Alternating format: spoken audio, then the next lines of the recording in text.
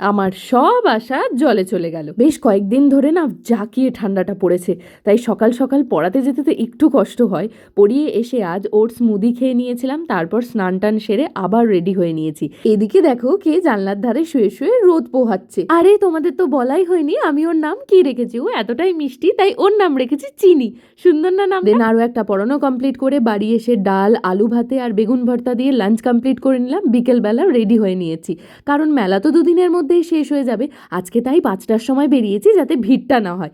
ও মা, মেলায় ঢুকে দেখি আমার সব আশাই জলে চলে গেছে, কারণ আজও প্রচুর ভিড় হয়েছে ওই বিকেল 5টার সময়। তাই আমি চলে গেছিলাম চণ্ডী মায়ের যে মেন ঘট পুজোটা হয় তার দর্শন করতে। আর এটা রয়েছে চণ্ডী ঠাকুর বাড়ির একদম 3তলার ঠাকুর ঘরে। আর এই পুজোটার বয়স প্রায় 300 বছর। দর্শন সেরেই একটা হজমিগুলি খেয়েছিলাম, ভালো লেগেছিল তাই হজমিগুলিটা কিনেও নিলাম। তারপর পাপড়ি চাট এই প্রদীপটা নিয়ে আর ভিড়ের মধ্যে না ঢুকে সোজা চললাম বাড়ি।